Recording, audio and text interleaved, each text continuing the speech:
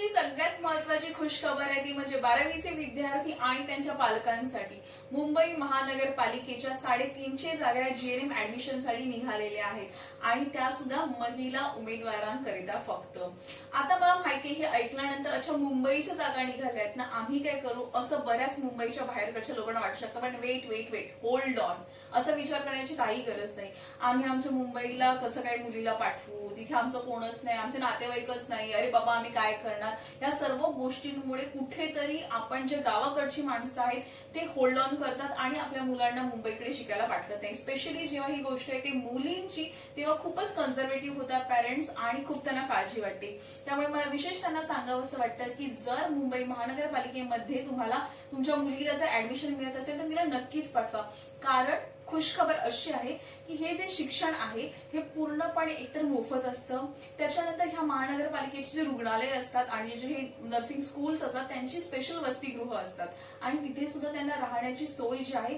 ती पूर्णपणे मोफत असते। तुमचं शिक्षण हे पूर्णपणे मोफत असतं आणि त्याशिवाय त्यांना विद्यावेतन किंवा पाठ्यवेतन आहे हेही मिळतं। 100, 110, 120 असं विद्यावेतन प्रत्येक वर्षी वाढत जातं। त्याशिवाय त्यांना गणवेश भत्ता 340 रुपये आणि धुलाई पद्धत 150 असे 590 रुपयाचं स्टायपेंड किंवा विद्यावेतन त्यांना दर महिन्याला मिळतं। त्यामुळे खूपच काय म्हणतात त्याला कमवा आणि शिका अशा प्रकारच्या गोष्टी आहेत। त्यामुळे आपल्या मुलींना बिलकुल होल्ड बॅक न करता मुंबई तसेच मुंबईच्या बाहेर जी पण लोक आहेत त्यांनी नक्कीच त्यांचा मुलीचा फॉर्म हा नर्सिंग ऍडमिशनसाठी भरलाच पाहिजे। हॅलो एव्हरीवन, मी सुचित्रा आणि तुमचं पुन्हा एकदा सहर्ष स्वागत आहे नर्सिंग गुरुकिल्लीच्या आजच्या भागात। मागील व्हिडिओमध्ये मी तुम्हाला सांगितलं होतं की नर्सिंग क्षेत्र का निवडावं, नर्सिंग क्षेत्रामध्ये असणाऱ्या विविध संधी आणि त्याच्याबद्दल मी तुम्हाला मार्गदर्शन केलं होतं। जर तो तुम्ही व्हिडिओ मिस केला असेल तर त्याची लिंक मी इथे आय बटन मध्ये देते, जेणेकरून तो व्हिडिओ तुम्ही नक्की बघा, जेणेकरून तुम्हाला ह्या व्हिडिओचं महत्त्व कळेल। कारण ज्यांनी तो व्हिडिओ बघितलाय त्यांना माहितीच आहे की ह्या क्षेत्रामध्ये किती उत्तमात उत्तम संधी आहेत आणि त्यामध्येच पहिली संधी चालून आली आहे ती म्हणजे दिनांक 14 ऑगस्ट रोजीच जाहिरात आली आहे बृहन्मुंबई महानगरपालिकेची। जाहिरात कसली आहे तर जीएनएम ऍडमिशनची, जनरल नर्सिंग अँड मिडवायफरी म्हणजेच सामान्य परिचर्या व प्रसूतीशास्त्र या विभागामध्ये ज्यांना ऍडमिशन घ्यायचं आहे, प्रवेश घ्यायचा आहे, त्यांच्यासाठी ही ऍडव्हर्टाइजमेंट आलेली आहे, ज्याची लिंक मी इथे खाली सुद्धा देणार आहे आणि माझ्या डिस्क्रिप्शन बॉक्समध्ये सुद्धा मी दिलेली आहे।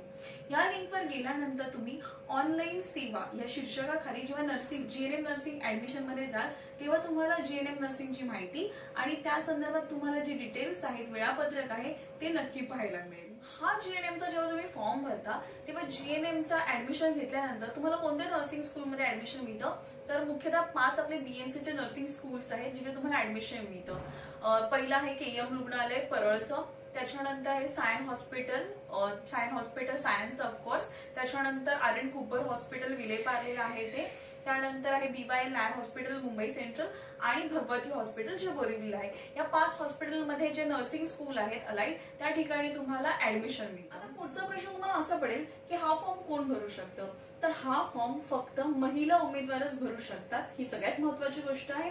आणि दुसरा महत्वाचा मुद्दा ती म्हणजे तुमची वयोमर्यादा। तुमची वयोमर्यादा ही 31 जुलै 2021 पूर्वी 17 ते 35 ह्या वयोमर्यादेमध्ये असली पाहिजे।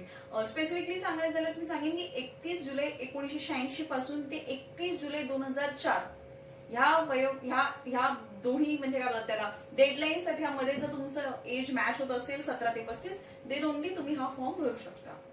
हा फॉर्म भरायचं शुल्क हे खुल्या गटासाठी 463 रुपये आहे म्हणजे ओपन साठी, आणि मागासवर्गीय म्हणजे रिझर्वेशन साठी आहे 309 रुपये। या दरामध्ये तुम्हाला ऑनलाईन फॉर्म भरताना तुम्हाला जी फीज भरायला लागते। त्याच्यानंतर शैक्षणिक अर्हता, याचा अर्थ एज्युकेशनल क्वालिफिकेशन्स किती असावी, तर हा फॉर्म जेव्हा प्रेफरन्स आहे तो विज्ञान शाखेमध्ये असतो। सो तुम्हाला साधारणपणे 12वीला जर 40% कमीत कमी गुण असतील तर तुम्ही हा फॉर्म भरू शकता।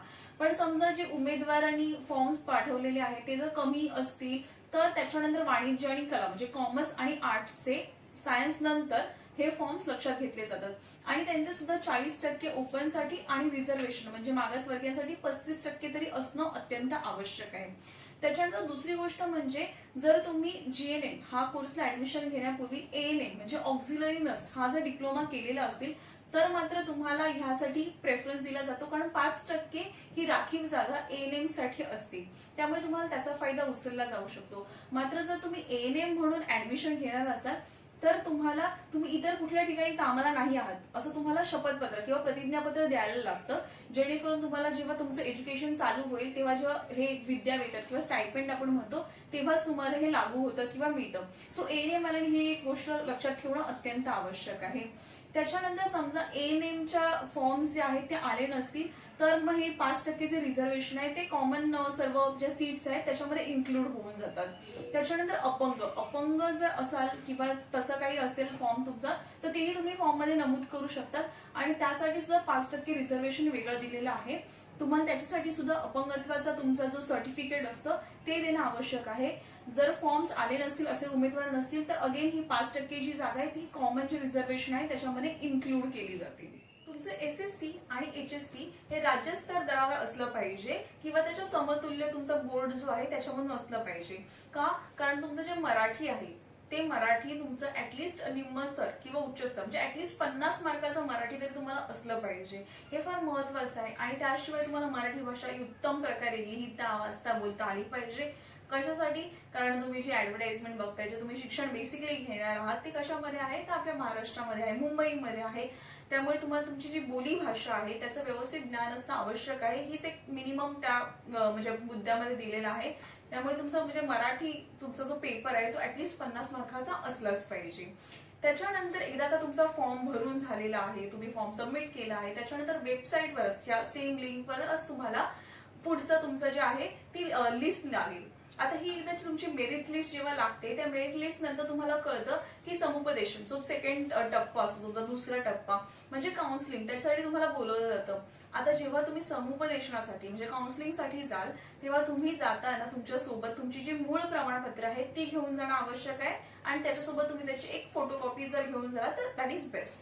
मूळ प्रमाणपत्र कुठली घेऊन जाणं तुम्ही? तुमचं 10वी 12वीची मार्कशीट, त्याच्यानंतर बोर्डाचं सर्टिफिकेट, त्याशिवाय तुमचं लिव्हिंग सर्टिफिकेट, त्यानंतर तुमच्याकडे डोमिसाईल सर्टिफिकेट असेल ते डोमिसाईल सर्टिफिकेट, त्याशिवाय तुम्ही जर जातीमध्ये येत असाल, रिझर्वेशनमध्ये येत असाल, तुमचं जातीचं प्रमाणपत्र, जात वैधता प्रमाणपत्र म्हणजे व्हॅलिडिटी सर्टिफिकेट, आणि त्याच्यानंतर जर तुम्ही उच्च स्तर किंवा प्रगत गटामध्ये मोडत नसाल तर तुमच्याकडे नॉन क्रिमिलेअर NCL हे सर्टिफिकेट असणं आवश्यक आहे.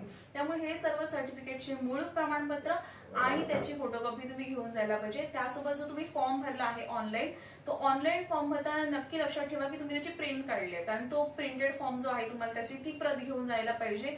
त्याशिवाय जी तुम्ही फीस भरलेली आहे, जे शुल्क भरलेलं आहे, जे ओपन अँड रिझर्वेशनसाठी वेगळ्या मी मगाशी नमूद केल्याप्रमाणे त्याची तुम्हाला रिसिप्ट, त्याची तुम्हाला प्रत पण घेऊन जायची आहे. सो हे सगळे सर्टिफिकेशन घेऊन तुम्ही जाणार आहात तुमच्या काउन्सिलिंग या सेकंड महत्वाच्या टप्प्यासाठी.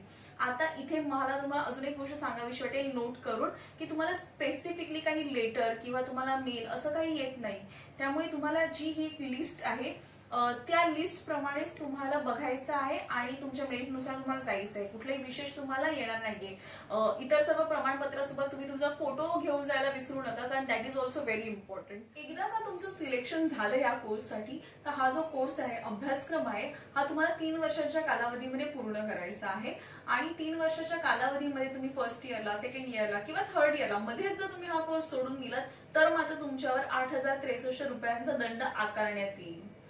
त्याच्यानंतर हा जो कोर्स आहे 2021 ची महानगरपालिकेची जाहिरात दिलेली आहे, त्या जाहिरातीमध्ये तुम्हाला 350 जागा आहे ज्याच्यासाठी ही जाहिरात दिलेली आहे. तर 350 पैकी त्यांनी कॅटेगरी वाईज प्रत्येक कास्टनुसार त्यांनी ठराविक पर्सेंटेज दिले आहेत. सो एसटी शेड्यूल कास्ट साठी 13% आहे, एसटी साठी 7% आहे, त्याच्यानंतर जे विमुक्त जाती आहे त्यासाठी 3% आहे, NTB साठी 2.5% आहे, NTC साठी 3.5% आहे, NTD साठी 2% आहे, त्यानंतर स्पेशल बॅकवर्ड क्लास साठी 2% आहे, त्याच्यानंतर OBC साठी 19% आहे, EWS स्पेशल आपण जे बोलतो नवीन इकॉनॉमिक बॅकवर्ड क्लास आहे त्याच्यासाठी अगेन 10% आहे आणि ओपन साठी 26%. सो असं ऑल इन्क्लुझिव्ह ज्या जागा आहेत त्या ह्या 350 जागा आहेत ज्यासाठी तुम्हाला ऍप्लिकेशन फॉर्म भरायचा आहे.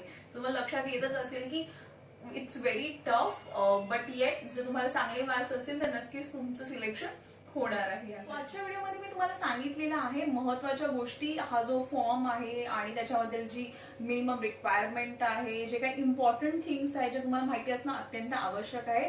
तुम्हाला ह्याच्या बाबतीत काहीही डाऊट असेल तर नक्कीच तुम्ही कॉमेंट सेक्शन मध्ये विचारा. एखादी गोष्ट तुम्हाला कळली नसेल तर मी पूर्णतः तयार आहे तुमच्या कुठल्याही प्रकारच्या शंकांचं निरसन करायला.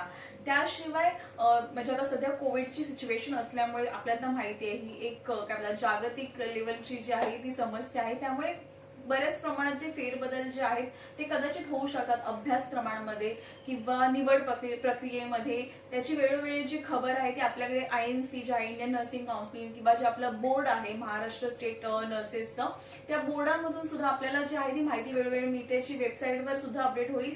आणि टेन्शन घेऊ नका, जर तुम्ही आपल्या चॅनलला सबस्क्राईब केलेलं असेल तर नक्कीच तुम्हाला जी काही माहिती असेल ती तुम्हाला वेळोवेळी मिळत राहील. त्यासाठी नोटिफिकेशनचं बेल आयकॉन दाबायला विसरू नका, कारण तरच मी जेव्हा नवीन व्हिडिओ टाकेल ह्या संदर्भामध्ये किंवा इतर काही सुद्धा तुम्हाला जे महत्वाचे अपडेट्स असतील ते तुम्हाला नक्कीच कळेल.